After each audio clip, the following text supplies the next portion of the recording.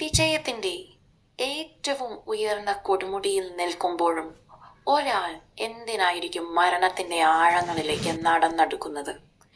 മലയാളികൾക്ക് സുപരിചിതമായ confident group എന്ന ബ്രാൻഡിന്റെ അമരക്കാരൻ CJ റോയിയുടെ അപ്രതീക്ഷിത വിയോഗം ഇന്നും ഇതാ ഒരു ചോദ്യചിഹ്നമായി അവശേഷിക്കുന്നു.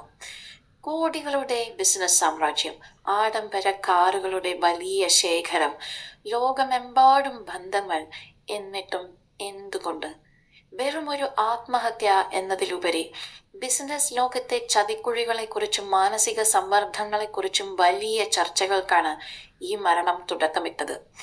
CJ റോയിയുടെ മരണത്തിന് പിന്നിലെ ഞെട്ടിക്കുന്ന സത്യങ്ങൾ നമുക്കൊന്ന് പരിശോധിക്കാം. ഒരു സാധാരണക്കാരനിൽ നിന്ന് ബാംഗ്ലൂരു ആസ്ഥാനമായുള്ള വമ്പൻ റിയൽ എസ്റ്റേറ്റ് ഗ്രൂപ്പിന്റെ ഉടമയിലേക്കുള്ള റോയിയുടെ വളർച്ച അതിവേഗമായിരുന്നു. എന്നാൽ ആ വിജയങ്ങൾക്കിടയിൽ എപ്പോഴോ നിഴലായി സാമ്പത്തിക പ്രതിസന്ധികളും അദ്ദേഹത്തെ പിന്തുടർന്നുകൊണ്ടിരുന്നു. പ്രത്യേകിച്ച് കോവിഡിന് ശേഷമുള്ള കാലഘട്ടം റിയൽ എസ്റ്റേറ്റ് മേഖലയെ തളർത്തിയപ്പോൾ കോൺഫിഡന്റ് ഗ്രൂപ്പും വളരെയധികം സമ്മർദ്ദത്തിലായി. ആദായ നികുതി വകുപ്പിന്റെ റെയ്ഡുകളും സാമ്പത്തിക ഇടപാടുകളിലെ തടസ്സങ്ങളും റോയിയെ മാനസികമായി തളർത്തിയിരുന്നു എന്നാണ് റിപ്പോർട്ടുകൾ. തന്റെ സ്വപ്ന പദ്ധതികൾ ഓരോന്നായി പ്രതിസന്ധിയിലാകുന്നത് അദ്ദേഹം വേദനയോടെ തന്നെയാണ് കണ്ടുനിന്നത്. ബംഗളൂരുവിലെ ലളിത് അശോക് ഹോട്ടലിലാണ് ആ ദാരുണ അന്ത്യം നടന്നത്. അവിടെ വെച്ച് ആത്മഹത്യക്ക് ശ്രമിച്ച അദ്ദേഹത്തെ ആശുപത്രിയിൽ എത്തിച്ചെങ്കിലും ജീവൻ രക്ഷിക്കാനായില്ല. മരണത്തിന് മുൻപ് അദ്ദേഹം എഴുതിയ ആത്മഹത്യാക്കുറിപ്പാണ് പിന്നീട് വലിയ വിവാദങ്ങൾക്ക് തിരികൊളുത്തിയത്. തന്റെ ബിസിനസ് തകർക്കാൻ ചിലർ ബോധപൂർവം ശ്രമിക്കുന്നുവെന്നും സാമ്പത്തിക ഇടപാടുകളിൽ താൻ ചതിക്കപ്പെട്ടുവെന്നും അദ്ദേഹം വ്യക്തമായി സൂചിപ്പിച്ചിരുന്നു. ബിസിനസ് ലോകത്തെ സ്രാവുകൾ തന്നെ വരിഞ്ഞു മുറുക്കുന്നു എന്ന റോയിയുടെ വാക്കുകൾ കേരളത്തിലെയും കർണാടകയിലെയും ബിസിനസ് പ്രമുഖരെ ഒന്നടങ്കം ഭയപ്പെടുത്തിയിരിക്കണം. ഈ മരണം വെറും ഒരു വാർത്തയായിരുന്നില്ല, അത് ഒരു പ്രതിഷേധമായി തന്നെ മാറി. ഒരു സംരംഭകൻ നേരിടുന്ന വേട്ടയാടലുകൾക്കെതിരെ വലിയ രീതിയിലുള്ള പ്രതികരണങ്ങളാണ് സോഷ്യൽ മീഡിയയിൽ ഇതേ ചൊല്ലി ഉയർന്നത്. എന്തിന് CJ റോയിയെ പോലൊരു വ്യക്തിക്ക് ഇത്ര വലിയ സമ്മർദ്ദം നേരിടേണ്ടി വന്നു? നിയമപരമായ നൂലാമാലകളും ഉദ്യോഗസ്ഥ ഭരണക്രമങ്ങളും ഒരു ബിസിനസ്സുകാരനെ എങ്ങനെ തകർക്കുന്നു എന്നതിനെക്കുറിച്ച് ചർച്ചകൾ അതിസജീവമായി.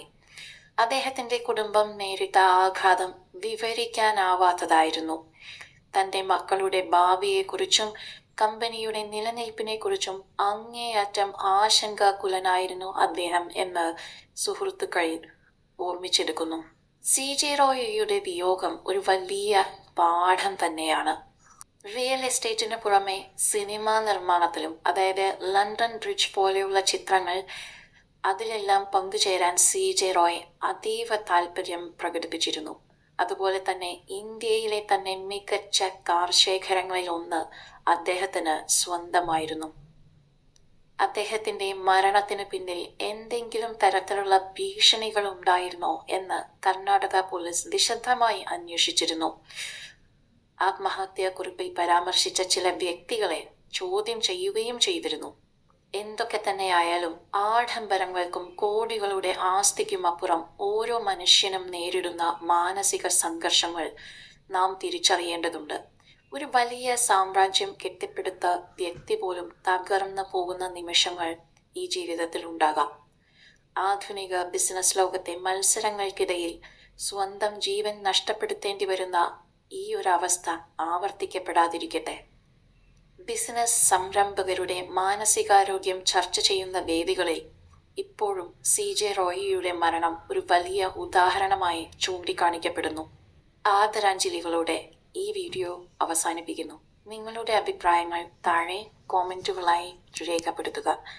കൂടുതൽ സിനിമ, സീരിയൽ, ചാനൽ വാർത്തകൾക്കും വിശേഷങ്ങൾക്കുമായി ഞങ്ങളുടെ ഈ ചാനൽ ഇപ്പോൾ തന്നെ സബ്സ്ക്രൈബ് ചെയ്യുക, ഷെയർ ചെയ്യുക, ഫോളോ ചെയ്യുക. ലൈക്ക് ചെയ്യാൻ മറക്കരുതേ.